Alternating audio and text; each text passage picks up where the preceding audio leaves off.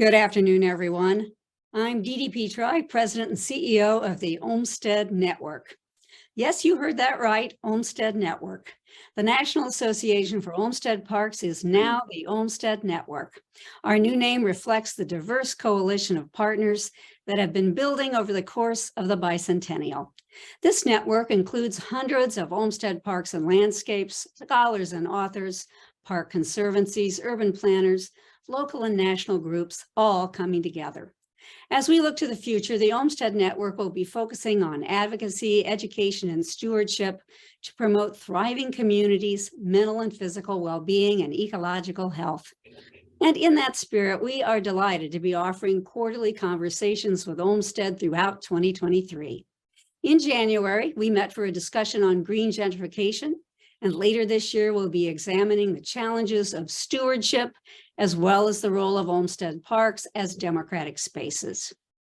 As you know, Olmsted turns 201 tomorrow, and we hope you will raise a glass and even send a donation to the Olmsted Network in thanks for Olmsted's incredible landscapes. On Thursday, we have another great program when we reunite cast members of the documentary Frederick Law Olmsted, Designing America, now nearly a decade later, to talk about why Olmsted still matters and what all of us can do going forward. We'll welcome the new head of Prospect Park, Morgan Monaco, as our moderator. While the bicentennial celebration will soon come to a close, now is when the real work begins. As today's topic makes clear, our Olmsted parks and landscapes are faced with real challenges, and it's up to all of us to step up and protect and preserve these irreplaceable places. Today, we'll be talking about one of those challenges, climate change. Olmsted did not use the words climate change, but many of his projects, such as the Back Bay Fens in Boston, employed natural processes to build resilient designs. In important ways, Olmsted engaged principles of conservation and sustainability, often using native plants and employing natural green infrastructure to contribute to ecological health. It's interesting that the Fens worked very effectively as flood control during Hurricane Ida. In Boston, we can credit him with constructing a natural wetlands to deal with flooding and sanitation issues. In Chicago, while working on the 1893 World's Columbian Exposition in Jackson Park, it was Olmsted who raised the alarm about flooding and the eroding lakeshore. His park design included native dune grasses, sages, and sedges. The papers of Frederick Law Olmsted, in fact, note that Olmsted was so concerned about how changing water levels would affect plantings that he had assistants compile a list of annual water levels on Lake Michigan from 1859 through 1892, finding that the water levels varied as much as 3 feet. And remember, this was 150 years before both the Washington Post and the New York Times had front page stories talking about the impacts of climate change on the Chicago lakefront. That's why I'm so pleased to be joined by 4 fantastic speakers literally on the front lines who are going to explore this topic today. As we will hear, Olmsted parks and other public spaces are not only addressing but facing the challenges of climate change. The California State Park System, whose creation was shaped by Frederick Law Olmsted Jr.'s Park Survey, a large-scale master plan, faces an onslaught of wildfires on top of drought and eroding coasts. Hot temperatures at Downing Park in Newburgh, New York, are causing algal blooms and the loss of trees.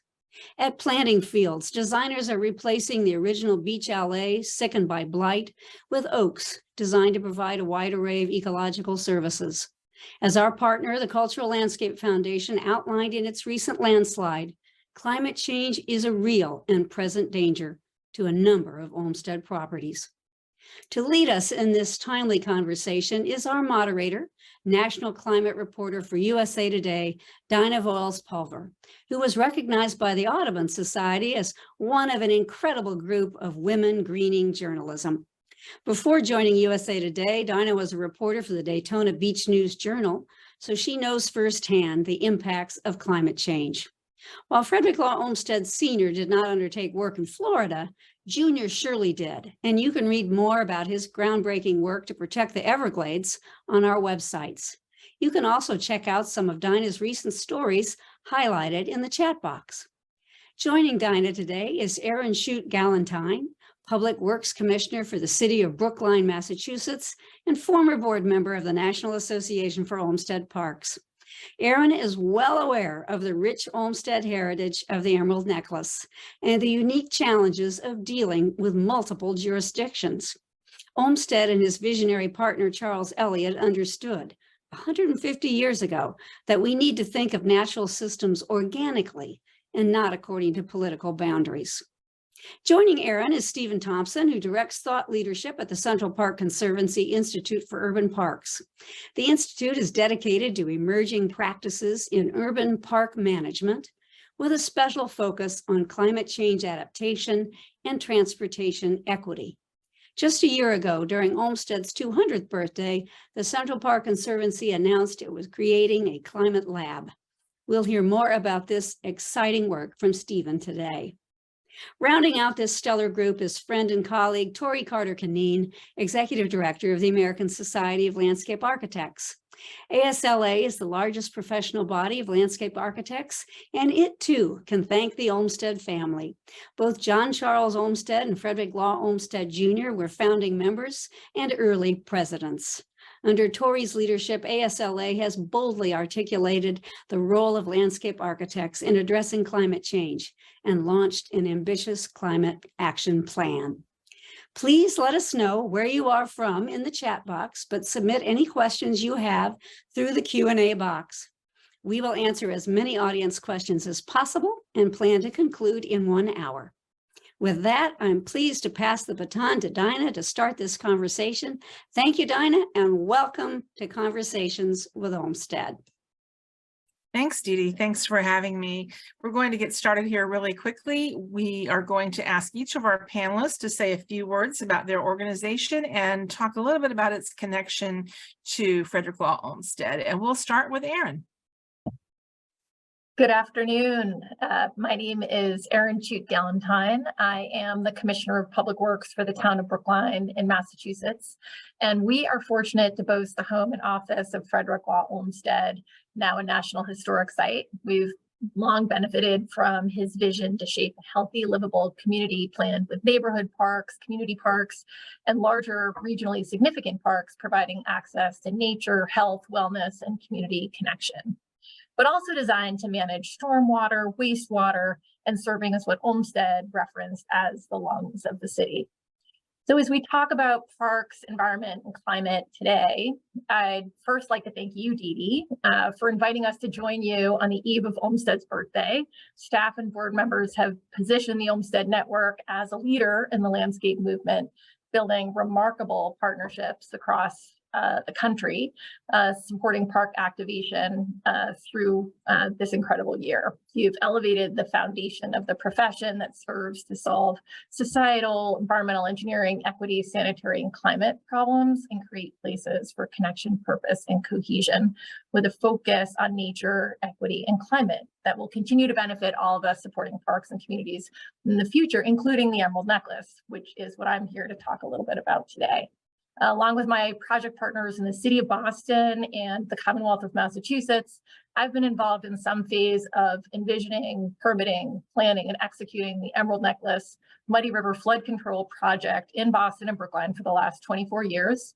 This project helps us mitigate flood risk in one of the densest, most critical areas in the city and town.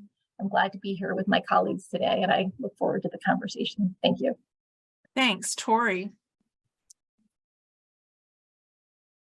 Thank you. I'm really excited to be here. Thank you for including me on this pretty incredible panel. As Dee Dee mentioned, I'm the CEO of the American Society of Landscape Architects, and two of Frederick Law Olmsted's sons were our founding board members. That's John Olmsted and Frederick Law Olmsted Jr. And the two of them, once Flo, we like to affectionately call him Flo, retired, they started their own firm called Olmsted Brothers. And that firm became well known for designing urban parks, college campuses, and other public spaces. And as I came into the role as CEO here at ASLA in 2020, one of the first things I did was sort of try to understand and sort of dig into the history of the organization and understand what the founding principles, what the founding values were that they had in mind. And I was lucky enough to find the original Articles of Incorporation from 1916. And it was really, really fascinating because it was signed by all of the founders, including the two brothers. And I thought it was fascinating to see that our founding sort of charter, if you will, was the corporation is constituted for the purpose of increasing the efficiency and influence of the profession and to foster good fellowship among its members. And this is the most important part, and to promote the public welfare. And so when I think of what we're talking about today, and I think about the challenges of the climate crisis, you can draw a straight line from advocating and promoting and protecting the public welfare to the work that we have to do today, that our members, nearly 16,000 of them, are doing to protect the public welfare and advocate for climate justice and equity across the planet. So thank you for having me here. Thanks, Tori. Stephen? Hi, thank you so much to the Olmsted Network for having the Conservancy here today and for having me to talk about the Central Park Climate Lab. We're an exciting partnership working with both the Conservancy alongside the Yale School of Environment and the New York City-based Natural Areas Conservancy to collect data on how climate change is impacting urban parks and how urban parks are part of the climate solution.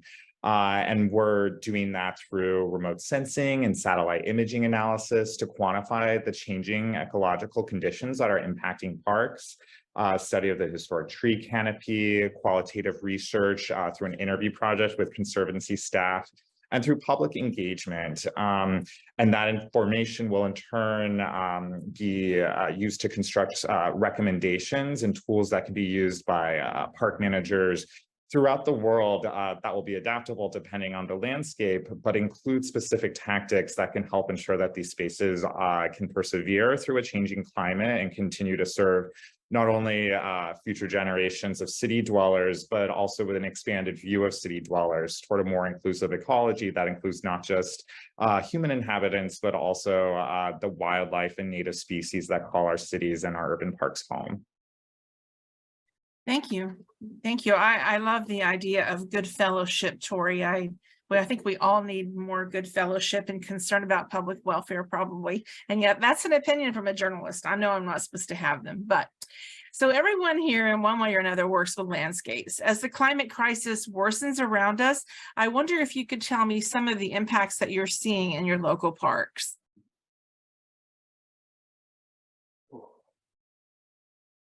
I'd be glad to start this off. So while increased flash flooding during severe weather is a concern and certainly has been our top priority as it relates to the Muddy River Flood Control Project, maybe more significant to the long-term impact to the parks themselves has been these periods of drought.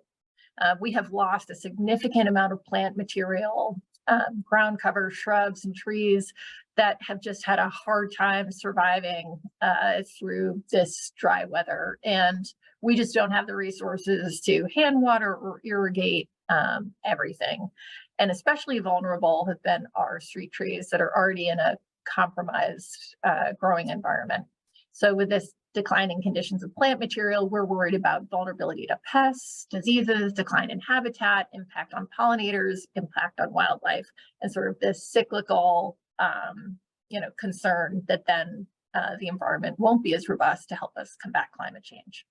Yes, they've discovered in Florida after hurricanes, the huge impact that the loss of trees has on groundwater storage. It's been kind of amazing. Tori, you look like you were going to say something. Do you have thoughts? I'm sure you've heard from your members. Yeah, it's so many things come to mind. One of the challenges of the effects that climate change is having on parks and why so many of our members are thinking about how to sort of introduce even more nature-based solutions into park design is because, as we all know, the more tree canopy and tree cover that you have, it reduces the heat island effect that cities that primarily underserved communities suffer from. And so, sort of diminishing parks and parks that aren't being reinvested in or maintained really have an impact on climate and the health and safety of the community. And so it's a real challenge if our local governments aren't paying attention to and investing in parks for the community. Thank you. Stephen, anything to add? Yeah, sure. I can speak to what we've observed in Central Park and other New York City parks are expanded observable pathogens impacting plants, invasive species, increased plant competition on the ground. I think we also mentioned soil erosion. There are also windfall effects that are part of the impact of more extreme storms, erratic timing for green up in the overall plant calendar that really impacts the way that our maintenance staff can operate in the park. It's much more onerous when the timing of the assumed cycles is not as consistent as we expected. I think another knock-on effect of climate change in the parks, which in some ways is great, is that there's increased usage because our winters are so much more mild. And however, so that means more enjoyment for city dwellers, but that also means that the park doesn't get the same amount of time to rest and to restore itself during the winter months. And so some of these landscapes are being trotted on and picnic upon during times when they really need to be in a restoration phase. And so we're creating tactics to help mitigate that. And that's great that people can enjoy the park more year round. And we're also seeing more increased use, of course, during the summer, as well as people are escaping the urban heat island and retreating to parks in order to take cover underneath the tree canopy. And so that's great that we're providing that service, and other parks are providing that ecological service, but it's also really increases demand. And that also has impacts on the park worker experience when they are having to, instead of necessarily tending to the landscapes, also managing crowds. And so I know we might not think of overcrowding of parks as an impact of climate change in the same way as extreme weather or drought, but it's definitely one that we observe on the ground in parks. That's very interesting. And you think that that would become more important in the future as people are looking for ways to escape, when there's a heat wave or whatever. I was also curious when you were talking about the different things that occur. I think Central Park had its all-time record rainfall last year. How did that impact the park during one of those hurricanes? Yes, so we've been observing kind of over the past 20 years, a pretty incredible string of extreme weather events. And so yes, there was Hurricane Ida, which came, I think, shortly after a hurricane, or super tropical storm Henri, which dumped record levels of rain. And so we saw the flooding of lots of landscapes. To a degree, it's great to have large parks and even pocket parks to help absorb some of that excess water. But the amount of labor that's incurred or required in order to clean up these landscapes after mass flooding is really intensive. And so that's something that we have to think about. And that really just comes after 10 years ago, we had Hurricane Sandy, which caused the felling of many trees. We had a snowstorm in October the year before. And there are all these kind of like more obscure or unpredictable impacts of climate change that we're seeing now. So for that October snowstorm, that was before leaf fall in the autumn. And so that meant that tree branches were a lot heavier at that time. And so they couldn't handle the snow, and so they would fall down. I mean, that's a huge public safety issue, but also means that these trees are then entering the spring the next season without limbs in the same way that they had beforehand. Good.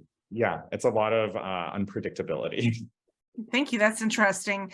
We all know that Olmsted believed parks were restorative places, and this essential green space that provides clean air and helps maintain health and a vision. And his principles are still remarkably hold true today, and maybe more important than ever in the years to come. How are your organizations sort of connected to his vision, and how do you see his vision today, and what principles are you using? Tori. Yeah, I can start. I think, you mentioned his design principles, and earlier Dee Dee mentioned, excuse me, in the intro that he didn't use the words climate change, but he did believe that landscape design should avoid decorative treatment of plantings and structures so that the landscape will sort of ring organic and true. He loved trees, we know that, and he remains relevant today, especially as we confront climate change. In many ways, he sort of presaged climate change, or at the very least, he knew instinctively that we needed to remain vigilant with green spaces. And so he believed that the design should conserve the natural features of the site to the greatest extent possible and provide the continual ecological health of the area. And an example of that is one that Dee Dee mentioned earlier as well. I was smiling when she said it, is the wetlands and the Muddy River, excuse me, and elsewhere. So Muddy River is an example in Boston of how Olmsted approached a waterway that had become polluted. And he created a gently winding stream, winding to form a series of freshwater ponds in its upper reaches. Paths and parkways linked neighborhoods from the Back Bay Fens to Franklin Park, and the variety of trees and shrubs were a respite from the urban nature of Boston. And so when you think about his design principles, again, our members are drawing from those principles in their work today, every day. Thank you. Erin, what do you say there where you are? Yeah, thanks. I think just building on what Tori said, when I think of this, sort of three things come to mind.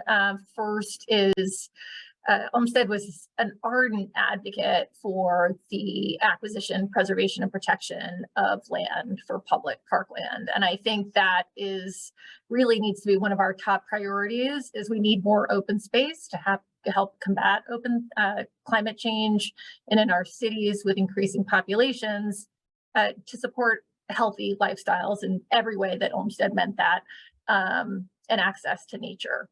Secondly, in terms of these being democratic spaces, we really have a robust community engagement processes. We want our parks to be inclusive with access to all, and that's not just about sort of the end product, but it's about the design process and including communities and neighborhoods to be part of what these spaces need to be to serve them, and also to talk about who aren't we serving and how do we reach out to them and include them in the process.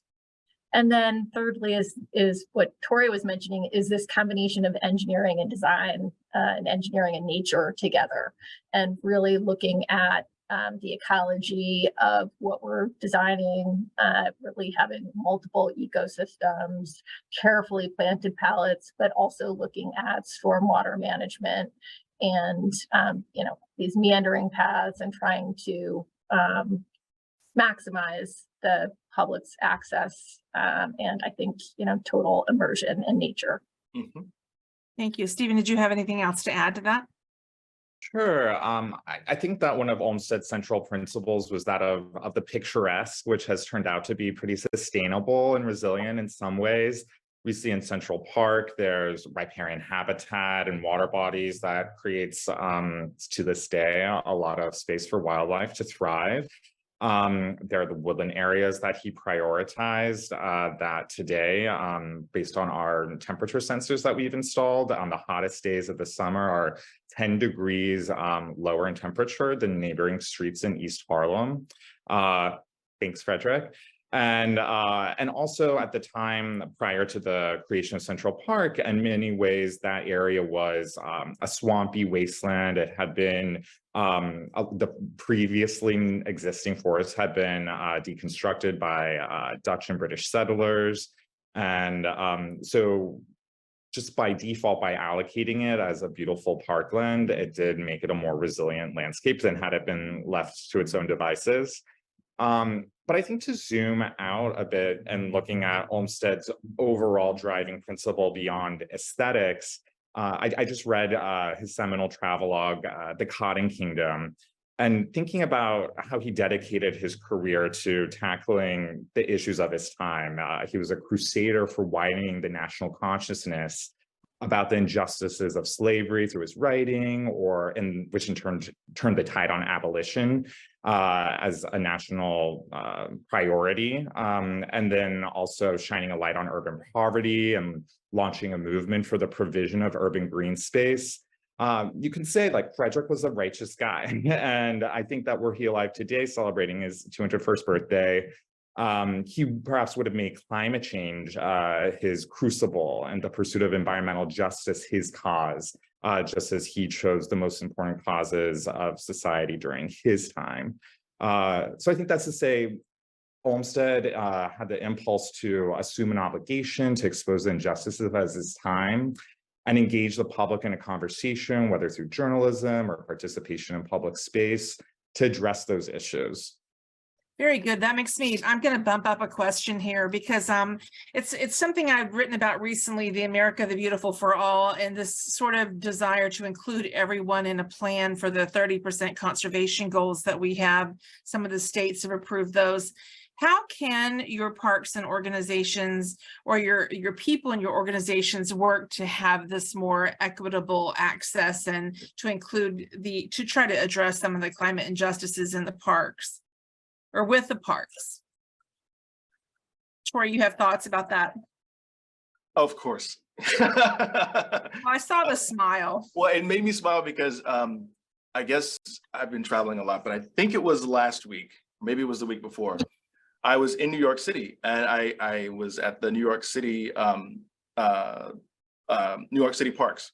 And so I met with, I don't know, 115 or 20 landscape architects that are doing work across New York City.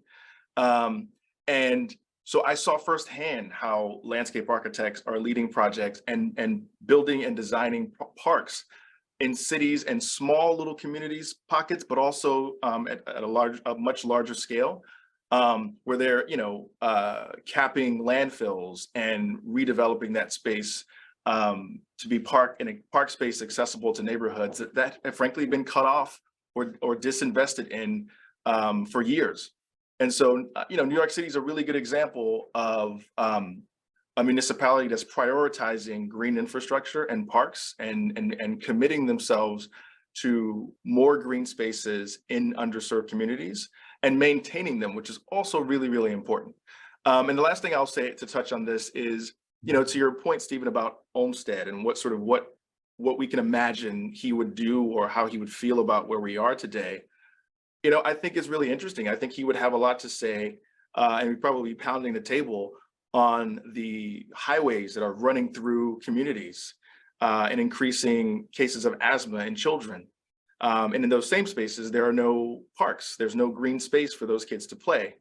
And so communities that have been cut off from infrastructure and build previously, but now more and more people and communities are realizing that parks and public space more accessible that can connect communities and actually provide green infrastructure is not only healthy, but it also can sort of solve some of our broader societal challenges by reconnecting communities that otherwise have been separated by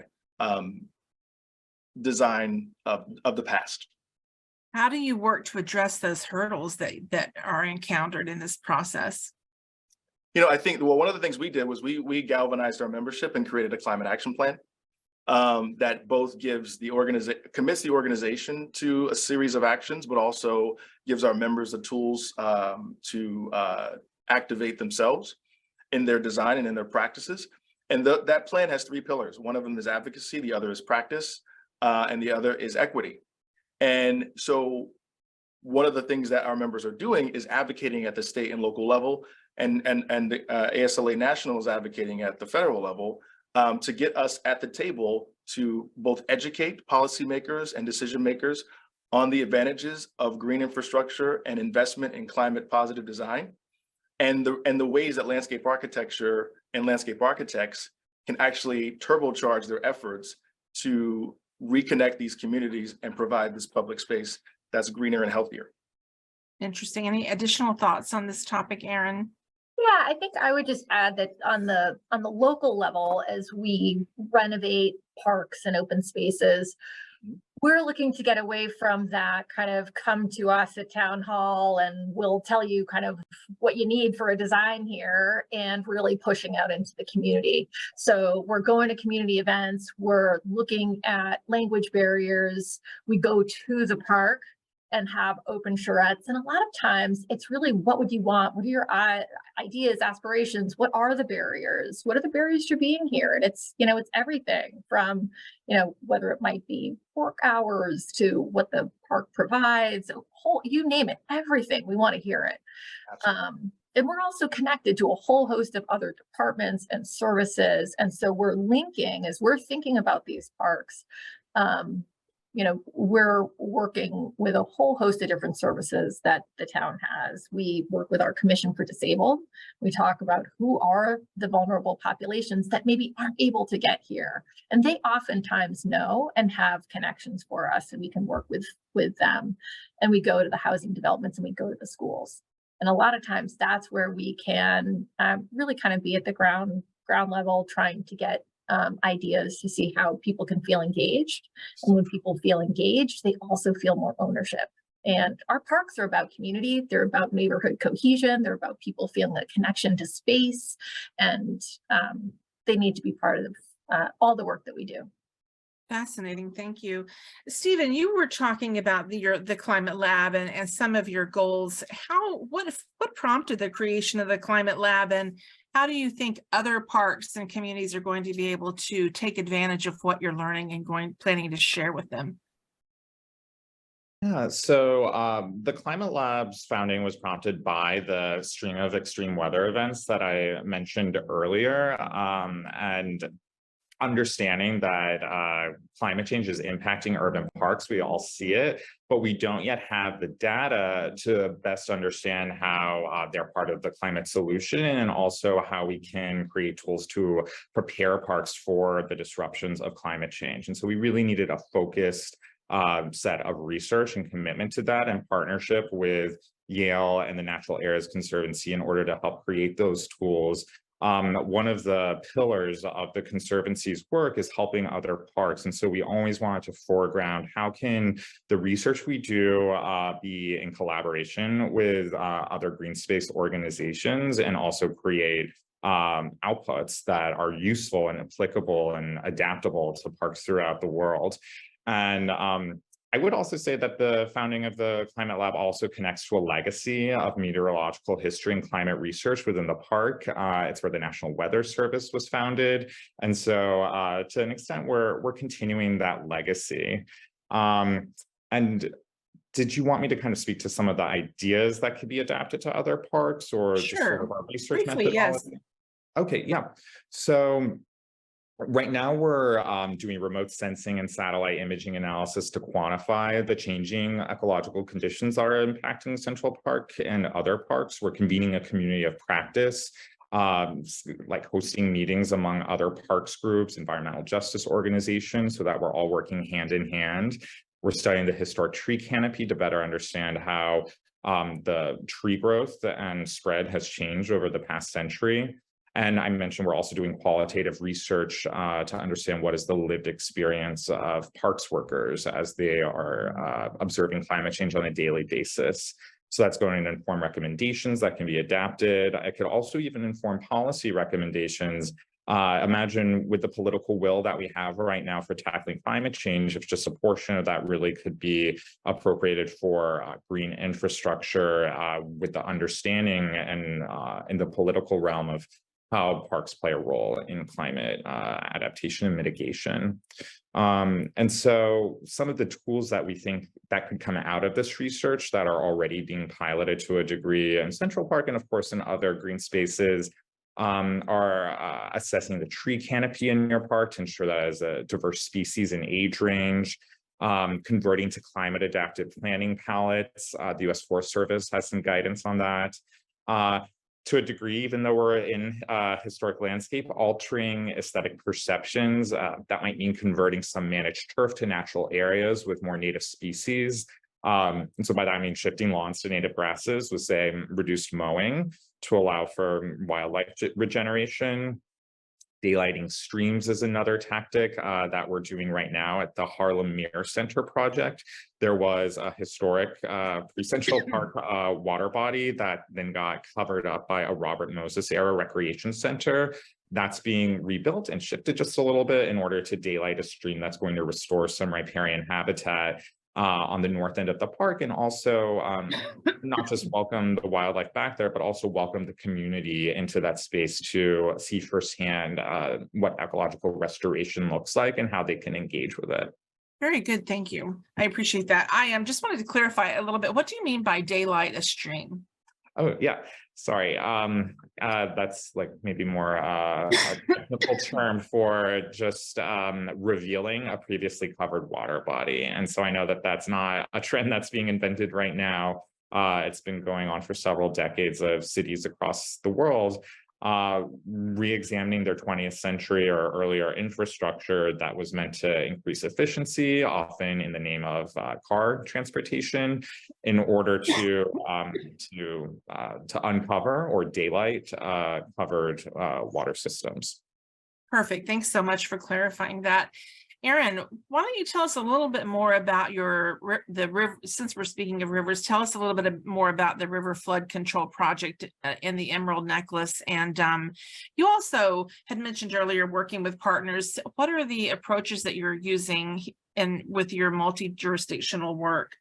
Oh, great. Okay, so this is sort of two components. I think I'll start with Stephen sort of got a nice intro into daylighting, which was a big part of the Muddy River flood control project, but sort of just as a way of orientation for those maybe from other parts of the country that don't know, the Emerald Necklace is a nationally renowned 1,100-acre linear park system in Boston and Brookline. It's designed by Frederick Law Olmsted in the late 1800s, serve as a respite for all from the polluted and harried life of the Industrial Revolution, but also specific to the marshy Back Bay Fens and the stagnant Muddy River.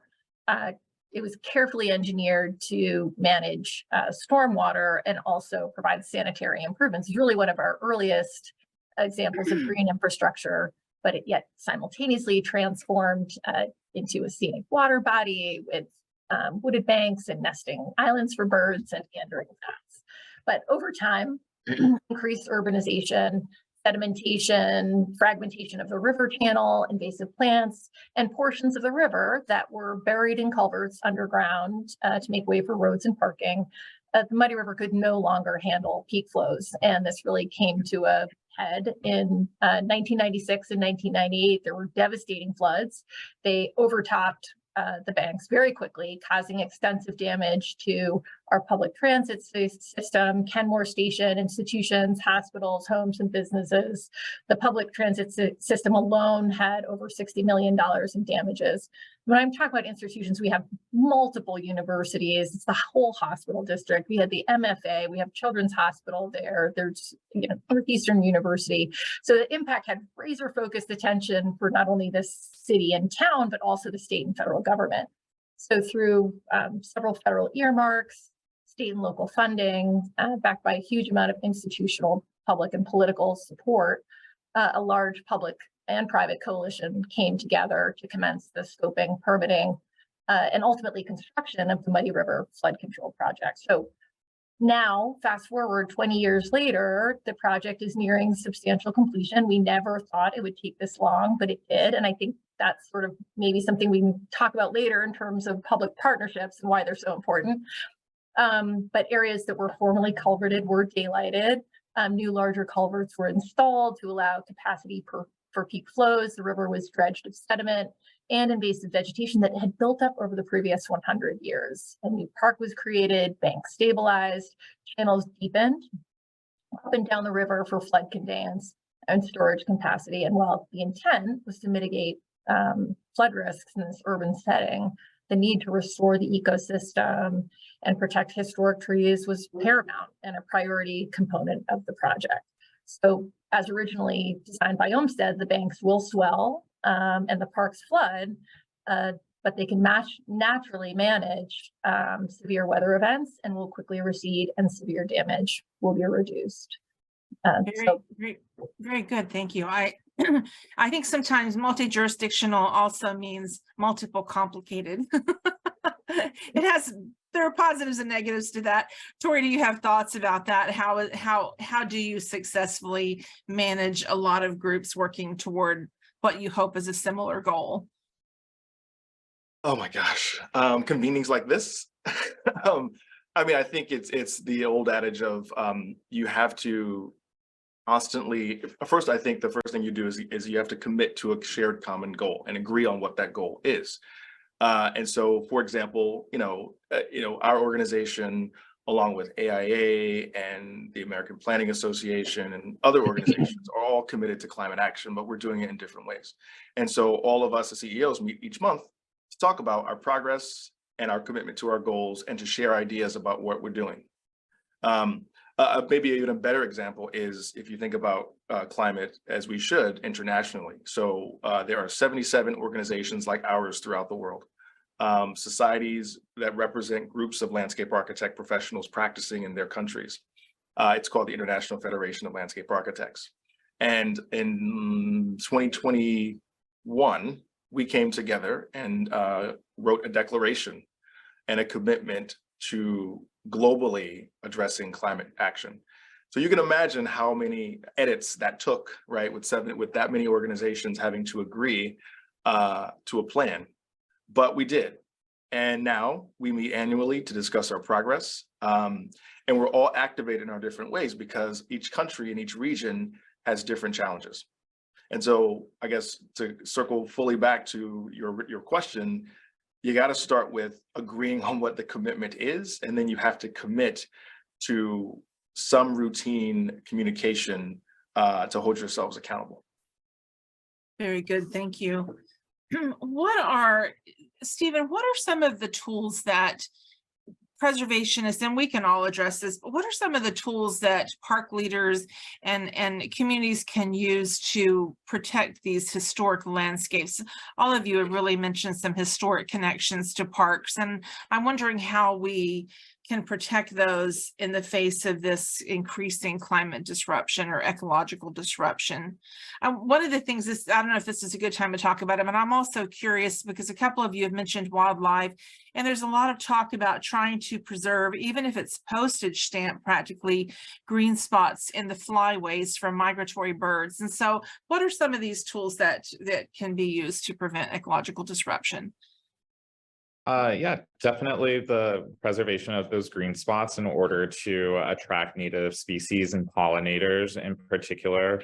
In addition to some of the techniques I mentioned earlier, like daylighting and low mow, reducing the frequency of mowing lawns, the restoration of soft edges along water bodies to restore riparian habitat along a lot of water bodies and parks in the 20th century. They were cemented to create a hard shore. And so restoring some of those original soft edges can be really beneficial, both for water absorption and for wildlife repopulation. I think that all parks could look into improving water management, say creating recirculation systems so they're not reliant on just like an open faucet.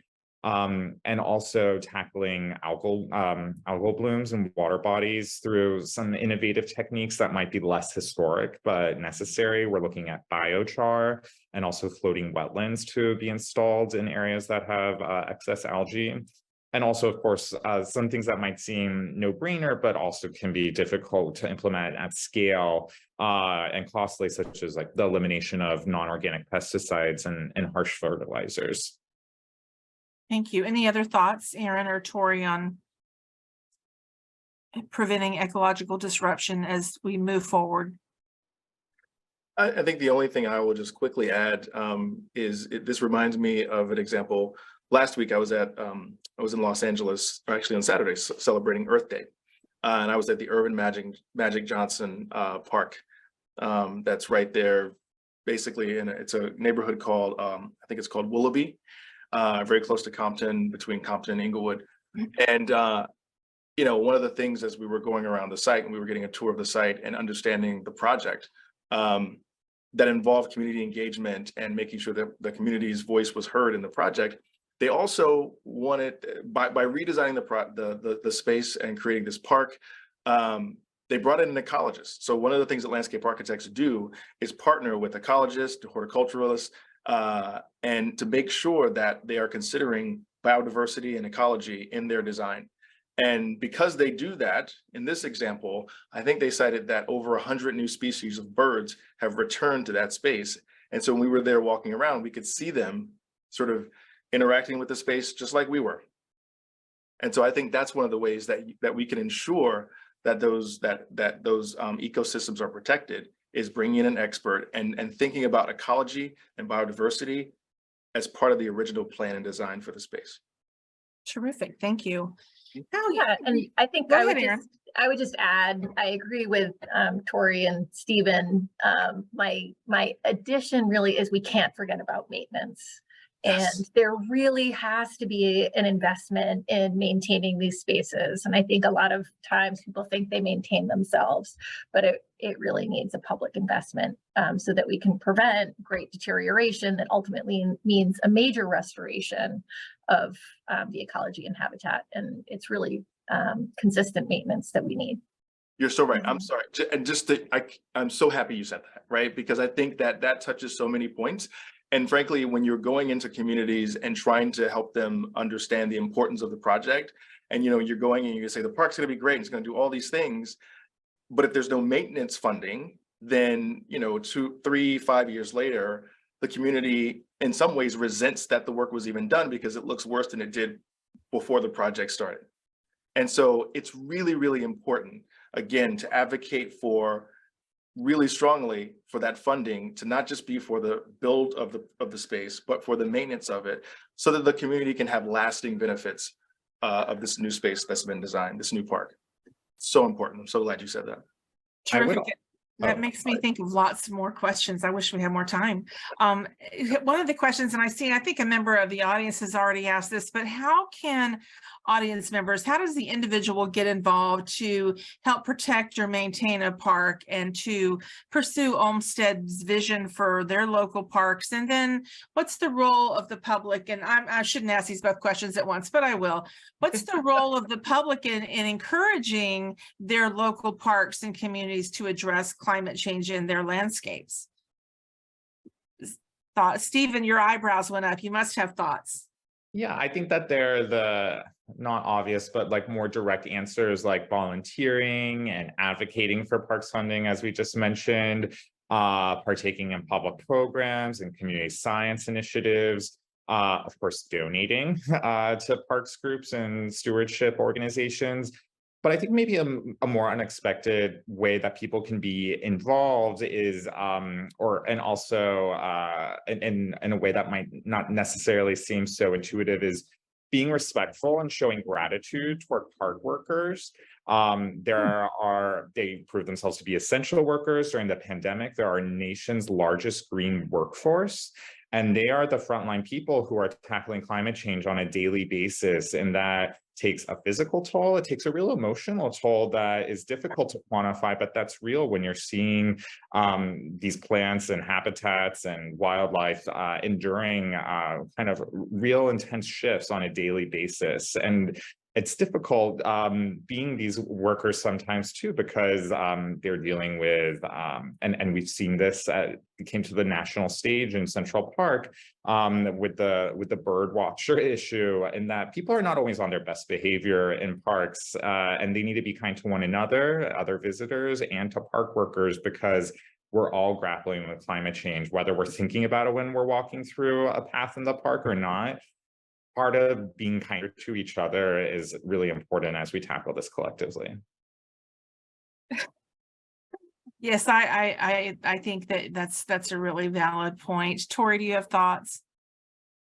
I mean, I always have thoughts. I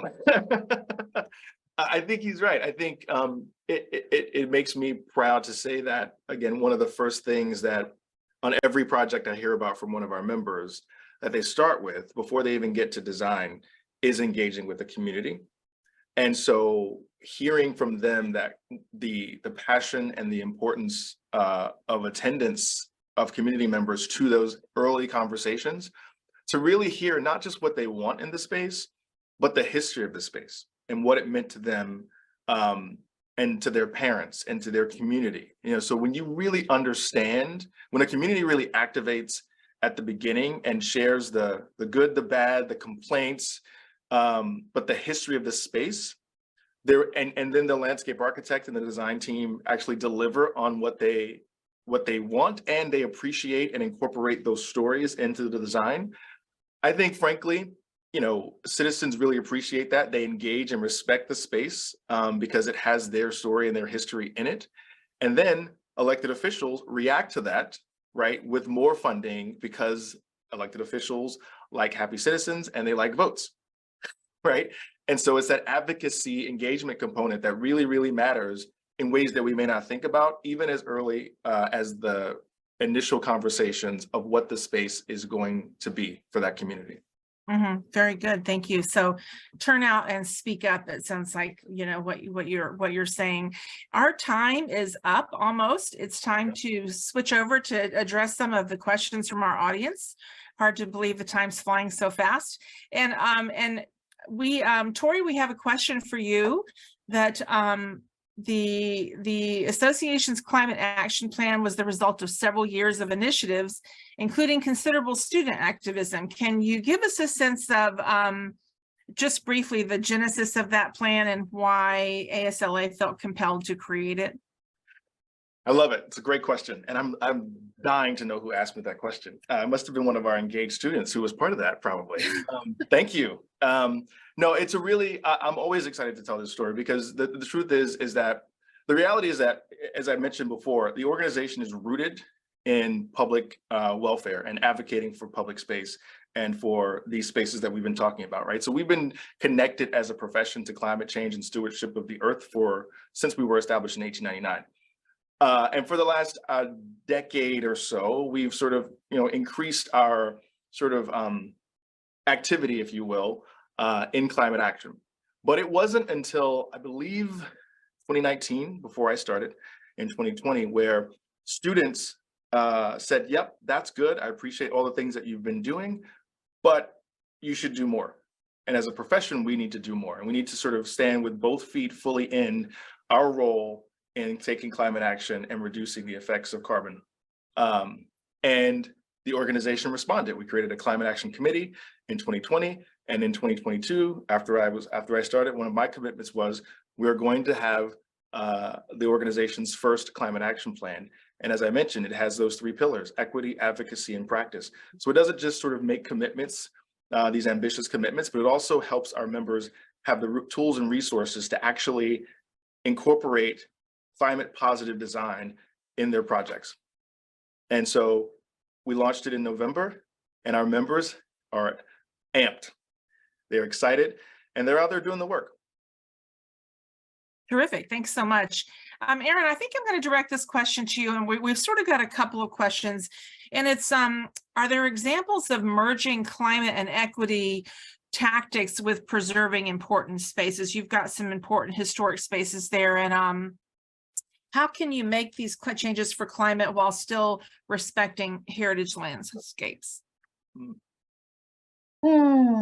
mean, I think that if we're talking about sort of I would say that honestly, looking at the work that the Emerald Necklace Conservancy did with the Olmsted organization over the course of the bicentennial, really looked at activating the parks with art, with culture, whole host of things, going back to all different types of groups that potentially had been marginalized over the centuries and kind of were welcomed back to the park to use artistic expression in these spaces. So in terms of activation, I think that the Emerald Necklace Conservancy, which is an umbrella group that we work with, is doing a really great job at trying to reach out and welcome all in a whole host of different ways that are expressive. In terms of design, we're really looking to use, the original Olmsted designs and looking at how we adapt those to meet modern and contemporary problems. So that's sort of been our focus as we've been looking at the restoration. Okay, thank you. Stephen, do you have any quick note to add about, because you've got a lot of historic landscape there in Central Park, are there challenges in terms of being climate ready and preserving these historic spots? Yeah, I think that there's always going to be a tension there. I like to think that in honoring Olmsted's vision, he would understand that there needs to be adaptability. He kind of altered his philosophy and aesthetic approach throughout the course of his career. And we're sort of just in the stage of research right now where we're identifying what are the appropriate landscapes and slivers of the park that are not as critical to maintaining the overall artistic vision, where we can pilot specific experiments, such as testing out more native grasses in an area that is maybe less visible and wouldn't be seen as disruptive, to change up things just in a minor way. And so we can test it there, see how the public responds. And that might be on a more neglected or hard to see landscape, such as a slope or a rocky crag, that where if you pilot a different type of plant species, it's not going to really like infuriate the preservationists in the room as much as if you were to say convert the Great Lawn into a forest, which isn't going to happen. No, perfect. Thank you. That would be a shame. That Great Lawn is really fantastic. We've got a couple of questions I'm going to combine from Aberdeen and James, and we just really have just a few minutes left, but they're both asking if what sort of new practices are being employed in the parks. And Aberdeen was asking if any of the Olmsted parks are going all electric and doing electric fleets, and James is wondering if their introduction of new maintenance practices that restore ecological health and biodiversity. So what sort of new tactics are being employed to ensure biodiversity and protection of ecological health or restoration of health? So I'll start with in terms of our fleet. So we are greening our fleet. We have gone to, and this isn't total, we're doing it, some are sort of more seasonally appropriate, but we are using electric blowers, trimmers, chainsaws, and we have electric stand-up mowers, electric rider mowers, also one that has like a solar roof.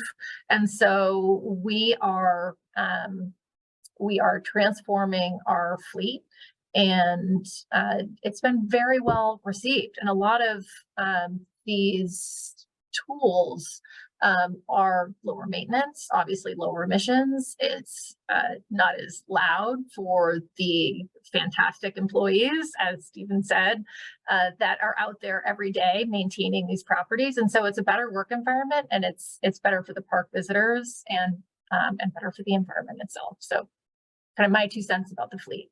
Perfect. Anything else to add there? Any new practices, Stephen, that you're employing that would are a different or updated maintenance to preserve biodiversity in your park? Yeah, I mean, I think that I don't want to repeat some of the tactics I said earlier, but similarly, we are converting to an electric fleet, both in terms of the in-park maintenance vehicles and the maintenance tools. And I think that we're really open to innovation as well. We're parallel to our climate lab research, we're also doing an internal study and development of a long-term comprehensive sustainability plan. And that's looking at all elements from water usage and management to the machines and tools that we use, so that we're approaching it in a holistic way. And I think part of what makes that special, I mean, most organizations, public and private, and especially green spaces and municipalities, are developing and implementing a sustainability plan that's kind of baseline at this point. Instead of taking the route of bringing in an international consultant or some talking head from the Netherlands, we really wanted to center the expertise of the lived experience of people who work in the park again. And so we started our sustainability planning by doing workshops with parks workers to understand what are the techniques that we're already employing, how can they be sharpened, and what are the kind of the low-hanging fruit that we can, the tools that we can deploy pretty immediately, and then what are the ideas that will require more comprehensive planning and, say, bringing on additional expertise. Perfect. Thank you so much. I really wish we didn't have to quit. We have several other really good questions, but I'm a few seconds behind my time limit. So thank you, panelists. You were really great. I've learned a lot. So you may be hearing from me in the future, and we'll turn it back over to Dee Dee. Terrific. Well, I want to just give a big thank you to all of our participants this afternoon. It has been a fantastic conversation, as we knew it would be, and we are grateful to all of you for your insights. I think the conversation has really brought home for me what an important recognition Olmsted had, that the built environment has immense social, cultural, and environmental impacts, and it's something that we continue to benefit from today. So I want to just say again, urge everyone to keep going to olmsted200.org, where you can take advantage of our national calendar and see events going on around the country. We also have archived there presentations throughout the year, and you can find a fascinating conversation about how to adapt heritage landscapes to contemporary needs. So take a look there and see what else you can find. I hope we will see you back here again on Thursday when we meet to discuss Olmsted Designing America. And I urge you to watch for our new website, which will debut on June 1. But until we meet again, I urge everyone to raise a glass tomorrow, find a park or a green space, and raise a glass to Mr. Olmsted on his 201st birthday. So until we meet again, thanks for joining us. Thanks. Cheers. Thank you.